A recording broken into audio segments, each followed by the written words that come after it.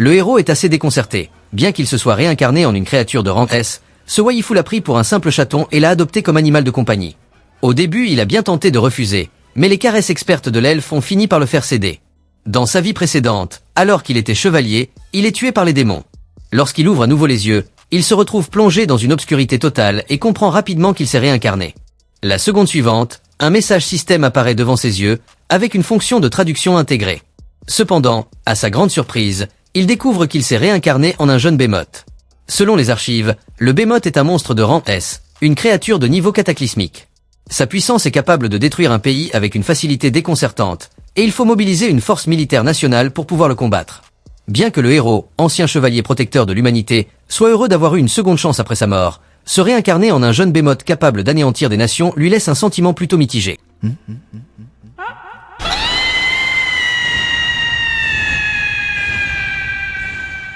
Pendant ce temps, dans une petite ville, Arya vient tout juste de se réveiller. Elle enlève son pyjama, prend son arme et part en bateau pour rejoindre le labyrinthe où se trouve le héros, prête pour une nouvelle aventure. De son côté, après avoir pris le temps de se calmer, notre MC finit par accepter la réalité de sa réincarnation en monstre. À cet instant, une Slim apparaît derrière lui, marquant le début de ce qui semble être un tutoriel pour débutants.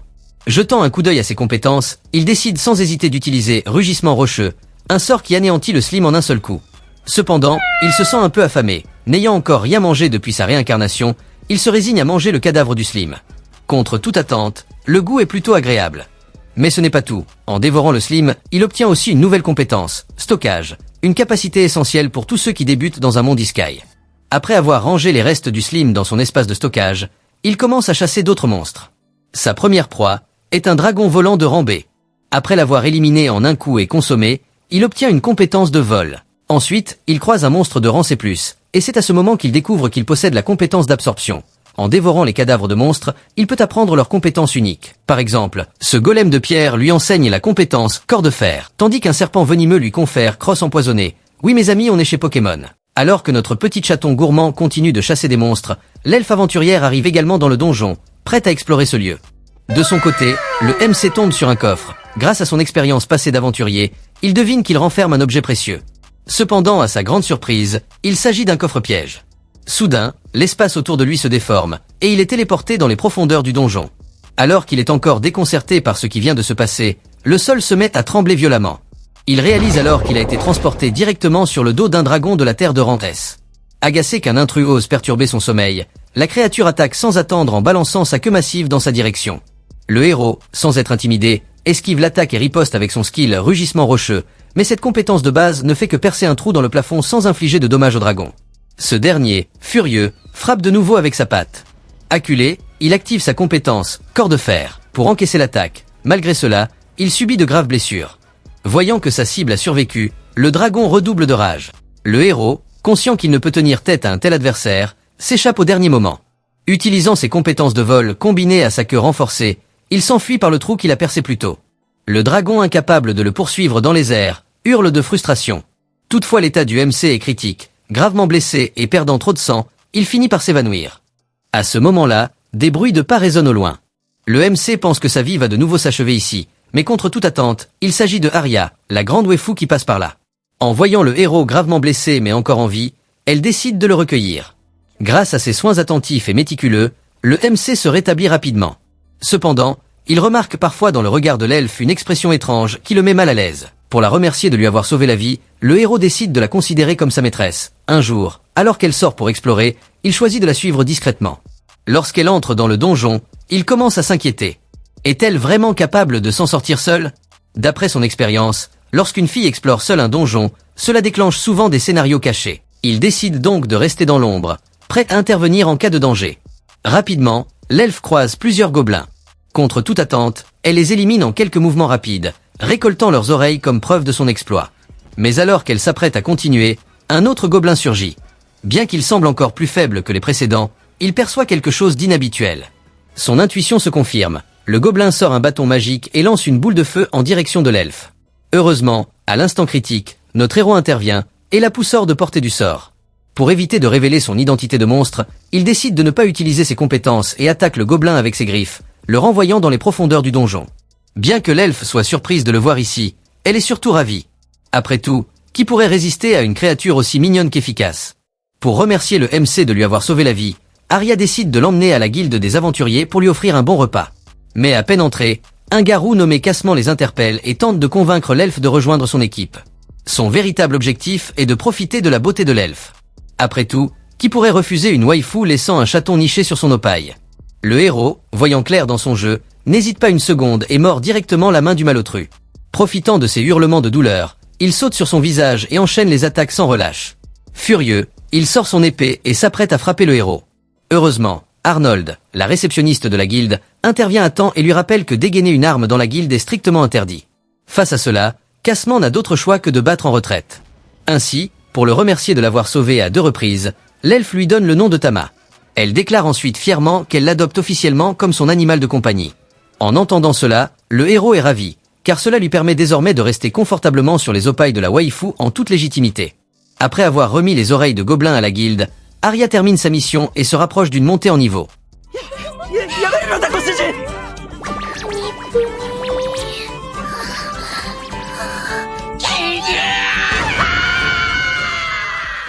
Après que le héros et l'elfe aient bien mangé, l'elfe commence à être un peu ivre. Elle se plaint que le héros se soigne ses poils dans son coin, et qu'il ne se soucie pas d'elle. Si cela continue, elle menace de ne plus prendre de bain avec lui. Le héros, un peu perdu, ne comprend pas immédiatement la situation. Mais à l'instant suivant, l'elfe décide de l'emmener avec elle pour se baigner. Bien qu'au début le héros refuse fermement, car étant un chevalier de haute moralité, il ne pourrait jamais entrer dans le vestiaire des femmes. Lorsqu'elle se change, le héros reste déterminé à ne pas entrer dans le bain des femmes. Mais une fois à l'intérieur, il change d'avis. En tant que chevalier, sa mission est de protéger sa maîtresse, et pour cela, il doit toujours veiller sur elle, peu importe la situation. À ce moment-là, l'elfe dévoile son passé. Elle explique que son village natal a été attaqué par les démons. Heureusement, au moment décisif, la sainte d'épéiste de son peuple est arrivée à temps, et d'un seul coup d'épée, elle a mis fin à la crise. C'est à ce moment-là qu'elle a juré de devenir un jour une héroïne aussi puissante que cette dernière. Le héros, qui a entendu parler de cette légende dans sa vie antérieure, ne peut malheureusement pas lui offrir de réconfort, alors il se contente de frotter sa tête contre elle. Le lendemain, Arya et Tama se rendent à la guilde pour accepter une mission, mais Mademoiselle Arnold leur conseille vivement de partir rapidement. Avant qu'elle n'ait pu finir sa phrase, le roux revient. Il révèle qu'il a informé le baron de l'incident où le héros a blessé quelqu'un, et a obtenu un ordre d'exécution contre lui. Tama sans surprise, c'est que c'est un piège délibéré. Cassement annonce alors à l'elfe que si elle ne veut pas voir le héros tué, elle devra l'affronter en duel. Si elle le bat, le baron annulera son ordre, mais si l'elfe perd, elle devra devenir sa femme. Après tout, pour faire annuler une décision du baron, il faut payer un prix. Bien que tout le monde dans la pièce comprenne les intentions perfides de cet homme, mais personne n'ose défier l'ordre du baron. Ainsi, l'elfe n'a d'autre choix que d'accepter le duel. Mais avant que le combat ne commence, Cassement réalise l'écart de niveau considérable entre eux. En tant qu'aventurier de rang C, affronter une aventurière de rang D lui semble presque trop facile. Pour ne pas être vu comme un lâche, il autorise quiconque à venir aider l'elfe. Cependant, personne n'ose venir prêter main forte, car le roux a une certaine autorité derrière lui, et personne ne veut risquer de s'attirer ses ennuis. À ce moment-là, le héros s'avance. En voyant cela, Cassement ne s'en soucie pas vraiment, pensant qu'une petite chat n'est rien face à sa grande épée. Le combat commence, notre MC se précipite vers Cassement, mais sans utiliser de compétences, il est évident qu'il lui sera difficile de le vaincre. Alors qu'il réfléchit à la situation, l'elfe utilise sa compétence d'accélération et attaque Cassement avec son épée. Cependant, cela ne représente aucune menace pour lui. Il esquive l'attaque et riposte immédiatement en donnant un coup de pied dans la taille de l'elfe. En voyant cela, Tama comprend clairement qu'avec les compétences de sa maîtresse, elle ne pourra pas battre le roux. Mais s'il utilise ses compétences, son identité de monstre sera exposée et il sera certainement attaqué par les aventuriers autour. Cependant, s'il ne fait rien, sa maîtresse sera forcée d'épouser cette ordure. Alors qu'il se trouve dans une situation difficile, l'épée de l'elfe est envoyée valser par Cassement, qui affiche un sourire vicieux, satisfait de voir son plan réussir. Alors qu'il se prépare à infliger un coup fatal à l'elfe, le héros prend enfin sa décision.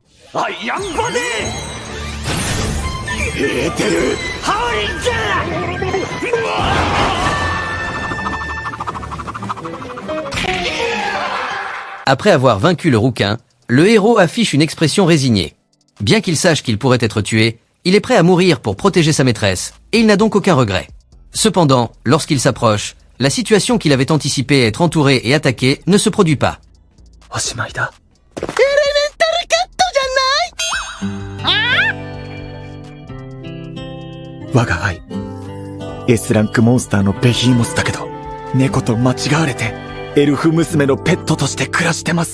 En un clin d'œil, Quelques jours se sont encore écoulés. Durant ce temps passé en compagnie de l'elfe, notre héros a fini par se résigner.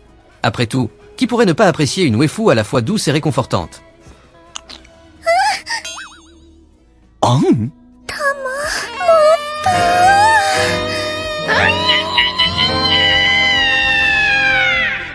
Ensuite, l'elfe emmène Tama à l'atelier de Vulcan, la forgeronne aux oreilles de tigre, car elle prévoit de partir en aventure avec le héros.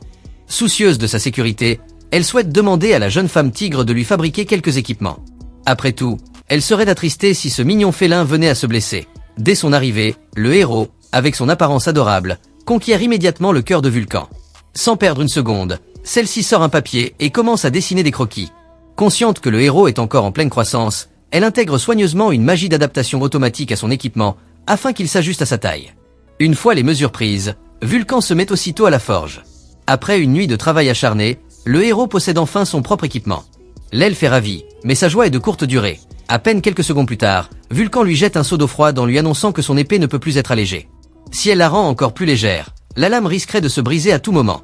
Arya un peu déçue, car depuis son combat contre Cassement, elle a pris conscience que son arme est trop lourde et manque de fluidité, ce qui l'a poussée à demander l'aide de Vulcan pour l'ajuster. Face à sa détresse, la forgeronne se montre impuissante. Elle a déjà reforgé cette arme à plusieurs reprises, et son épaisseur est désormais à sa limite. Pour mieux comprendre la situation, Vulcan prend alors une décision. Elle accompagnera l'elfe en aventure afin d'observer directement sa façon de combattre et identifier l'origine du problème. Après leur arrivée dans le donjon, Vulcan, armé de son lourd marteau, ouvre la voie pour ses deux compagnons. Selon elle, affronter de simples gobelins, des monstres de bas niveau ne lui permettraient pas d'identifier le véritable problème de Arya. Elle élimine sans effort un mage gobelin grâce à sa compétence dérivée, mais soudain, un ogre au regard lubrique surgit devant eux. Vulcan décide alors de laisser cet adversaire à Arya, estimant qu'il est parfait pour son entraînement. Déterminé, l'elfe active immédiatement sa compétence de vitesse et fonce vers l'ogre. Cependant, ce dernier anticipe ses mouvements, bloque son attaque et contre-attaque aussitôt avec son épée. Voyant le danger, Tama réagit rapidement. Il active son corps de fer et intercepte le coup mortel, sauvant l'elfe. Profitant de cette ouverture, Arya riposte sans hésiter et abat la créature. Ce combat permet enfin à Vulcan de comprendre la faille dans le style de combat d'Arya. Son épée est trop longue, ce qui rend ses mouvements lents et prévisibles. Arya, excitée, demande immédiatement une solution. Mais plutôt que de lui répondre directement, Vulcan garde le mystère et l'emmène au prochain étage. Là, une nouvelle menace surgit, des monstres à tentacules. À la vue de ces créatures répugnantes, Arya et Tama restent figés, stupéfaits.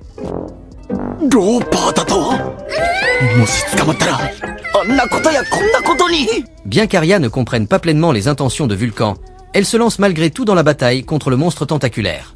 Cependant, les attaques furieuses de la créature l'empêchent d'approcher. En un éclair, son épée longue est arrachée de ses mains.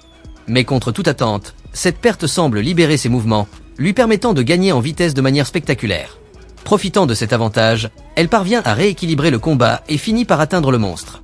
Hélas, sous l'assaut incessant de la créature, son autre épée se brise. Voyant cela, Vulcan réagit immédiatement et lui lance une dague. Arya la saisit avec agilité avant de l'enfoncer directement dans le corps du monstre, mettant un terme à l'affrontement.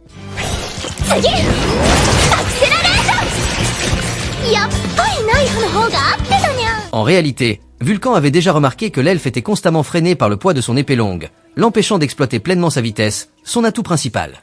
Mais avec une dague, elle pourrait enfin libérer tout son potentiel. Comme prévu, en un éclair, Arya tranche tous les tentacules du monstre. Pourtant, au lieu de se réjouir, Vulcan commence à s'inquiéter, et ses craintes se confirment l'instant d'après. Le monstre éclabousse Arya de son jus, la recouvrant complètement.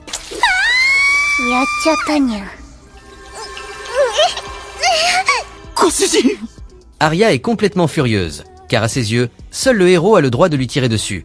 Déchaînant toute sa puissance, elle tranche les tentacules du monstre à une vitesse fulgurante avant de lui asséner un coup fatal. Ce geste provient d'une compétence dérivée qu'elle a développée après avoir trouvé une arme parfaitement adaptée à son style, appelée coup de vent tranchant. Tandis que l'elfe se laisse emporter par la joie de sa victoire, Tama s'approche du cadavre du monstre.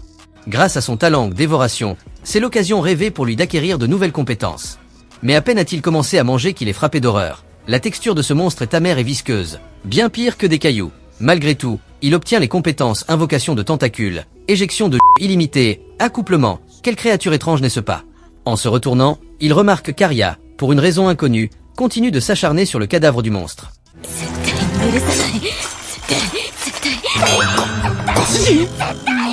Après cette bataille, la waifu décide d'abandonner son épée longue au profit de dagues. Elle explique que son choix initial était simplement motivé par son admiration d'enfance pour le saint d'épéiste. Mais maintenant qu'elle a compris que cette arme ne lui convenait pas, elle préfère des dagues, bien plus adaptées à son style, et décide de poursuivre son entraînement avec cette nouvelle arme. Avant de s'aventurer plus profondément dans les niveaux inférieurs, Vulcan emmène l'elfe dans une zone de sécurité protégée par la bénédiction de la pierre du sage. Tant que cette bénédiction est active, aucun monstre de rang inférieur à A n'ose s'approcher. Épuisée et encore couverte de cette substance visqueuse, l'elfe retire son équipement et décide de prendre un bain avec Tama dans ses bras. Alors qu'ils se détendent, Arya demande à Vulcan avec quel genre d'équipe elle partait habituellement à l'aventure. À ces mots, Vulcan se met à pleurer. Son ancienne équipe s'était dissoute après que certains de ses compagnons soient tombés soudainement amoureux, et qu'une de ses coéquipières soit tombée enceinte. En évoquant cette histoire, Vulcan met en garde l'elfe. Le héros, en tant que chat élémentaire, est un être capable d'accouplement. Et ce n'est pas à prendre à la légère. Selon elle, il vaudrait mieux le faire stériliser pour éviter tout problème. En entendant cela, Tama commence enfin à comprendre pourquoi il avait obtenu 2 compétences qui lui semblaient étranges. Vulcan ajoute même que lorsque le héros entrera en période de reproduction, il pourrait perdre le contrôle et sauter sur l'elfe.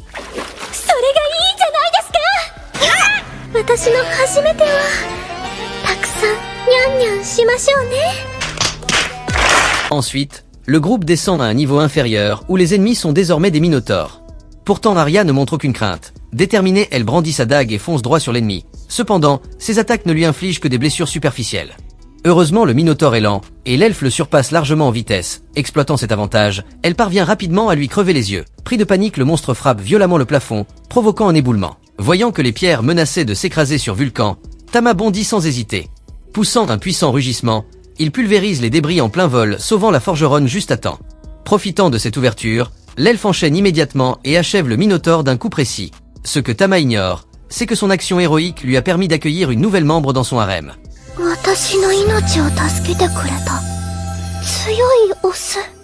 Ensuite, le groupe retourne à la guilde avec les trophées de la journée. Mademoiselle Arnold est très heureuse d'apprendre que Arya a tué un monstre de rang C+. Après tout, lorsqu'elle est arrivée ici, l'elfe était encore faible. Personne ne s'attendait à ce qu'elle devienne aussi puissante en si peu de temps. Alors qu'elle fête cette victoire autour d'un repas, Vulcan propose à Arya de faire équipe avec elle. Bien qu'elle affirme apprécier la personnalité franche et déterminée de Arya, en réalité, c'est parce qu'elle souhaite rester aux côtés du héros, sans le dire ouvertement. Arya, ravie, ne sait pas comment exprimer sa joie. Finalement, c'est Tama qui prend sa main et l'encourage à accepter la proposition. Le soir, alors qu'il s'apprête à dormir, des Slim attaquent Tama par surprise, ce qui l'empêche presque de respirer. Il profite alors de cette occasion pour examiner ses compétences et découvre qu'il peut évoluer vers une deuxième forme. Cependant, il hésite en raison de l'apparence monstrueuse de cette forme, craignant que l'elfe ne le rejette. Finalement, il renonce à l'évolution, tout comme une certaine souris électrique. Ainsi, il peut rester avec sa maîtresse pour toujours. Un jour, alors que le héros et l'elfe se promènent, il tombe sur 2 voyous qui maltraitent une jeune fille. Arya, pleine de justice, intervient immédiatement. Au début, les voyous sont très insolents, mais lorsqu'ils aperçoivent le héros, ils sont pris de panique. Après tout, le héros a déjà vaincu le rouquin, un aventurier de niveau C. Face à cela, il décide de prendre la fuite. Après avoir interrogé la petite fille, Arya apprend qu'elle est une orpheline sans abri. Elle décide de l'emmener à l'orphelinat. C'est là que Tama découvre que la plupart des enfants de l'orphelinat ont été recueillis par l'elfe, qui vient souvent leur rendre visite et jouer avec eux. Touché par cet acte de noblesse, Tama lui promet de la protéger et de rester à ses côtés pour toujours. Le soir, même grâce à sa victoire contre la bête de rang C+, l'elfe reçoit de la part d'Arnold un insigne d'aventurier de rang C. Alors que Tama et Vulcan se réjouissent de cette récompense, ils entendent des murmures derrière eux. Mademoiselle Arnold leur explique que la guilde a récemment lancé une mission urgente. Le village voisin semble avoir été envahi par des démons, entraînant la disparition de nombreuses personnes. En entendant cela, le héros devient sérieux, car normalement les démons n'agissent jamais ouvertement. Il est étrange qu'ils soient si actifs cette fois-ci, capturant sans distinction hommes, femmes et enfants. En apprenant cette nouvelle, Arya ne peut rester indifférente. Arnold informe Arya que cette mission est particulièrement difficile, car elle implique l'élimination de démons. Pour cette raison, elle a fait appel à l'ordre des chevaliers en renfort. Justement, l'un d'eux arrive sur place. Il s'agit du fils aîné d'un duc, un chevalier puissant. Mais contrairement à Cassement, il n'aime pas les waifus. Lui, ce qu'il kiffe, ce sont les mecs robustes comme Arnold, la réceptionniste. Arya, témoin de la scène, est fascinée par cette révélation. Après avoir appris que ce chevalier s'appelle Cédric, Tama le reconnaît immédiatement. Il se souvient qu'à l'époque de la guerre entre les humains et les démons, un affrontement connu sous le nom de Ragnarok avait eu lieu. Sous la direction d'un jeune homme surnommé le Grand Mage, l'humanité avait remporté la victoire finale. Cédric faisait partie de ces héros légendaires. Arya est un peu nerveuse à l'idée de la mission contre les démons. Avant le départ, elle décide de soulager son stress en prenant le premier baiser de Tama. Le lendemain, Arya part en mission avec l'ordre des chevaliers. Deux d'entre eux, apercevant Tama, tombent immédiatement sous son charme et se disputent pour devenir son idouillet. Pendant ce temps, Cédric stoppe soudainement la caravane. Il s'avère qu'une troupe d'hommes cochons bloque la route. Il confie alors la tâche de les éliminer à un chevalier du nom de Dany.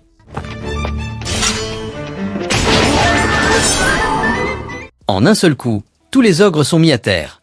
Pourtant cette attaque n'était qu'un simple coup ordinaire de Dany. En voyant cela, Arya ne peut s'empêcher d'être impressionnée. C'est donc cela, la puissance des héros de Ragnarok? Le soir venu, le groupe arrive au village voisin. Après avoir expliqué la situation, le chef du village leur attribue une auberge pour se reposer. Lors du dîner, Arya interroge les chevaliers sur les raisons qui les ont poussés à choisir cette voie. Leur réponse dévoile une dure réalité. Pauvreté, dette, sœur malade, père kidnappé par les démons. Ils y ont tous été contraints par la dureté de la vie. Arya s'excuse alors d'avoir posé une question si indiscrète, mais Howard, l'homme lézard, la rassure. Il n'y a aucun problème, car ils ont depuis longtemps remboursé leurs dettes envers l'ordre et choisissent désormais de combattre de leur plein gré. Comparé aux autres, le motif de Cédric est bien plus atypique. Incapable d'hériter du titre familial en raison de son désintérêt pour les femmes, il a décidé de devenir chevalier par désœuvrement.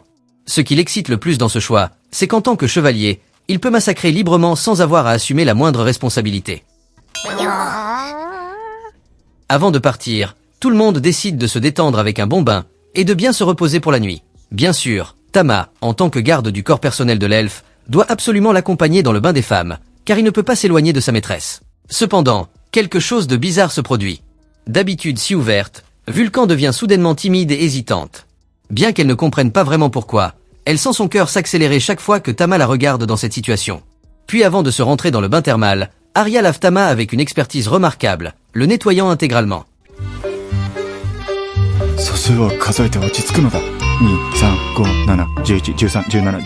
Comme on pouvait s'y attendre, un bain entre filles finit forcément par une petite comparaison amicale.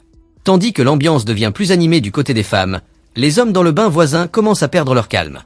Profitant de l'occasion, sur une proposition de Dany, Howard décide de l'accompagner pour s'assurer que tout va bien du côté des femmes. Mais leurs intentions sont déjà parfaitement claires pour Tama, qui les attend de pied ferme. Dès qu'ils tentent d'approcher, il pousse un hurlement puissant, les renvoyant illico à leur place. Le lendemain, le groupe reprend la route vers le repère des démons. Alerté par leur intrusion, le chef ennemi envoie une meute de loups-garous pour les intercepter. Sans perdre une seconde, le tank de l'équipe, Howard, active sa compétence de provocation, attirant immédiatement l'attention des créatures pour protéger ses compagnons. Les deux femmes sont impitoyables, visant sans relâche les points faibles des loups-garous. Cédric en profite également pour satisfaire son désir de combat et de destruction. Voyant ses compagnons aussi impressionnants, Tama refuse de rester en retrait. Il utilise alors sa nouvelle compétence, l'hurlement d'eau, et commence à éliminer les loups-garous un par un à distance. Derrière lui, Arya et Vulcan sont stupéfaits par cette capacité. Grâce à sa vitesse d'attaque fulgurante, Tama parvient rapidement à abattre tous les loups-garous. En voyant les capacités incroyables de Tama, Arya ressent de nouveau une montée d'excitation, brûlant d'impatience de le voir grandir pour mieux assouvir ses fantasmes masochistes.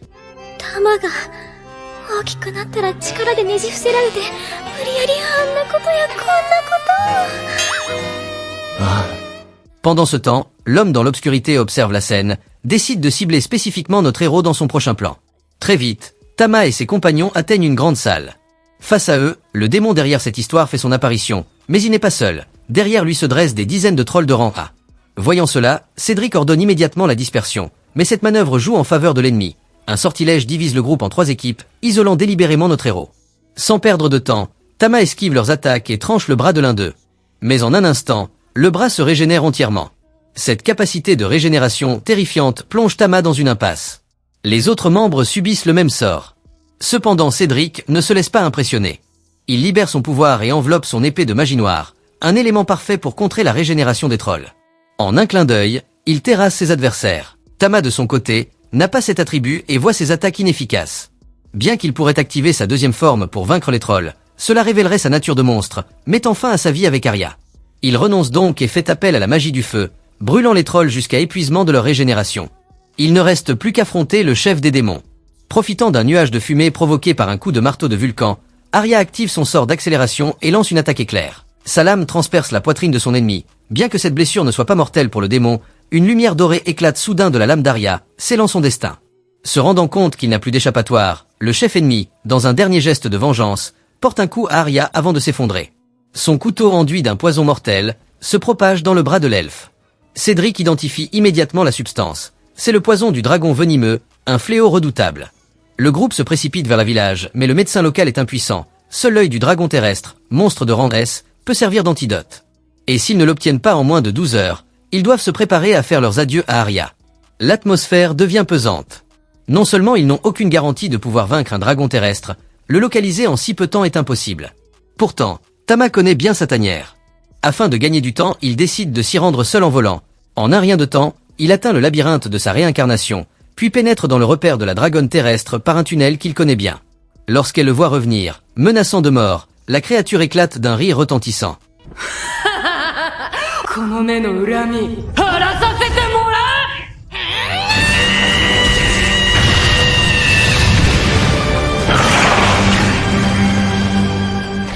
Après son évolution, les capacités de Tama dépassent toutes les attentes. Faisant preuve de ruse, il fait semblant d'être à bout de force face au dragon terrestre, l'incitant à le mordre, créant ainsi une ouverture idéale, et d'un coup de queue tranchant il abat son adversaire. Alors qu'il tente de rapporter l'œil à Arya, mais son mana s'épuise soudainement, le forçant à reprendre sa forme de chaton.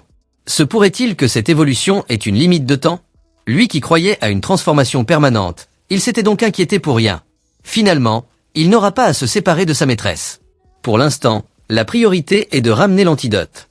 Grâce à sa capacité de stockage, il transporte sans effort le cadavre du dragon de la Terre. Alors que le groupe s'apprête à pleurer, la livraison massive de Tama arrive. À la vue du cadavre de dragon apparu comme par magie devant la porte, tous restent stupéfaits. Tama, quant à lui, est allongé dessus couvert de blessures. Mais personne ne s'attarde sur le comment. Sauver Arya devient l'unique priorité. Plongée dans l'inconscience, Arya revit les atrocités de son passé. Des ennemis traquant la pierre philosophale avec une telle brutalité qu'elle fut submergée par une terreur si intense qu'elle en perdit le contrôle de son propre corps. Ce n'est que lorsqu'un chat élémentaire vient à son secours qu'elle retrouva espoir. Et c'est à cet instant précis qu'elle développe un amour inébranlable pour les félins. Lorsqu'elle ouvre enfin les yeux et aperçoit Tama à ses côtés, un immense soulagement l'envahit. L'avoir recueilli était une bénédiction. Après avoir ingéré l'œil du dragon, elle échappe enfin au danger, et tout le monde se réjouit de son rétablissement. Submergé par l'émotion, Arnold la serre dans ses bras. Toutefois, le poison était extrêmement puissant, si bien qu'Arya devra encore se reposer plusieurs jours avant de retrouver toutes ses forces. Pendant ce temps, Tama décide de se rendre à nouveau dans le donjon. Bien qu'il ignore encore pourquoi il est redevenu un simple chaton, il veut tester ses nouvelles compétences. Après avoir vaincu le dragon terrestre, un monstre de rang S, il a obtenu 3 nouvelles capacités. Il souhaite donc en évaluer la puissance en affrontant un minotaure, une créature de rang C. Il commence par utiliser Griffe du Dragon, qui imite les attaques d'un véritable dragon. Cependant, la puissance s'avère assez moyenne. En revanche, Croc du Dragon lui réserve une belle surprise. Comme son nom l'indique, cette attaque prend la forme d'une véritable morsure draconique, infligeant des dégâts considérables. En un seul coup, le Minotaure s'effondre, vaincu sur le champ. Mais ce qui intrigue le plus Tama, c'est une autre capacité, la bénédiction du Roi Lion, qui est censée octroyer des améliorations à ses alliés. Il s'apprête à la tester lorsqu'une jeune fille humaine surgit soudainement devant lui, tenant dans ses mains une pièce d'armure fissurée qu'il avait perdue lors de son évolution. La mystérieuse inconnue lui dit qu'elle a enfin retrouvé, et sans préambule, le défie en duel. Tama s'attend à un combat sérieux, mais il comprend rapidement que son adversaire a une toute autre idée en tête. Elle souhaite s'unir à lui pour créer des mini-Tama. Pris de panique, il prend immédiatement la fuite. Mais la blonde, consumée par le désir, se lance à sa poursuite en clamant qu'il lui appartient. Au moment critique, un petit trou lui sauve la mise, empêchant la blonde de le poursuivre. Il parvient ainsi à échapper temporairement au danger. Pourtant, une étrange sensation l'envahit. Il a l'impression de l'avoir déjà vu quelque part. La réponse ne tarde pas à se révéler le lendemain. À peine remise, Arya se rend chez Vulcan pour se faire forger un nouvel équipement. Après la dernière mission contre les démons, elle a reçu une belle récompense lui permettant d'améliorer son équipement ainsi que celui de Tama. Mais avant même de tester leur nouvel équipement dans le donjon, il tombe à nouveau sur la blonde d'hier. Bien sûr, elle continue de divaguer. Vulcan en vient à penser qu'elle souffre d'amnésie, ce qui expliquerait son comportement excentrique. Mais lorsqu'elle déclare vouloir accueillir le bâton de Tama, Arya et Vulcan restent sans voix, persuadés qu'elle a définitivement perdu la raison. Cependant, la jeune femme ne lâche pas l'affaire et insiste vouloir jouer au jeu de reproduction avec Tama. Face à cette situation, Arya refuse catégoriquement au nom du héros, expliquant que Tama est encore trop jeune pour ça. En voyant qu'Arya capable de dompter un être comme Tama, elle réalise immédiatement que l'elfe est bien plus puissante qu'elle ne l'avait imaginé. Contrainte de céder, elle abandonne temporairement son idée. Arya décide alors de la recueillir provisoirement, car la laisser seule dans cet endroit risquerait de la condamner à une vie d'esclave si elle venait à être capturée. La blonde accepte tant qu'elle peut rester auprès de Tama. Sur le chemin du retour, Arya lui donne un nom, Stella, signifiant de belles choses dans sa langue natale. Comme à chaque épisode, une scène de bain est incontournable. Arya ordonne donc à tout le monde de se laver. Surtout Stella qui a passé trop de temps dans sa grotte en a particulièrement besoin. Pendant qu'Arya nettoie Tama, Stella, rongée par la jalousie, déclare immédiatement qu'elle veut elle aussi s'occuper de Tama. Face à cette demande, Arya refuse catégoriquement, affirmant que laver Tama est un privilège réservé à sa maîtresse. Ainsi, après le bain, tout le monde s'installe pour dormir. Mais en pleine somnolence, Tama entend soudain une voix. Il s'avère que c'est Stella qui le communique par télépathie. Surpris, il ne s'attendait pas à ce qu'elle puisse comprendre sa langue. Cependant, Stella le regarde comme s'il était stupide et lui rappelle qu'ils avaient déjà échangé quelques mots avant qu'il la tue. Ce n'est qu'à cet instant que Tama comprend enfin pourquoi elle lui semblait familière. Grâce aux explications de Stella, il apprend qu'elle, tout comme lui, est un monstre de rang S depuis sa naissance. Dans le labyrinthe, aucun autre monstre ne représentait un défi pour elle,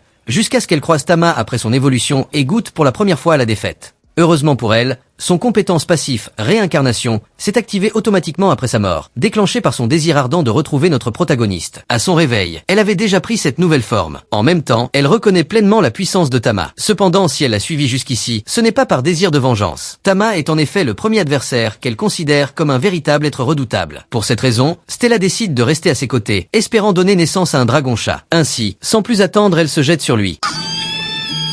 Heureusement, Arya intervient à temps, empêchant Stella de réussir son plan. En réalité, Stella éprouve une grande crainte envers Arya. Elle se dit que si cette dernière est capable d'apprivoiser Tama, alors elle ne peut être une simple elfe ordinaire. Ne voulant pas risquer une confrontation directe, Stella choisit de battre en retraite temporairement et d'observer la situation avant d'agir à nouveau. Ainsi commence alors une vie remplie d'angoisse et de frayeur pour Tama.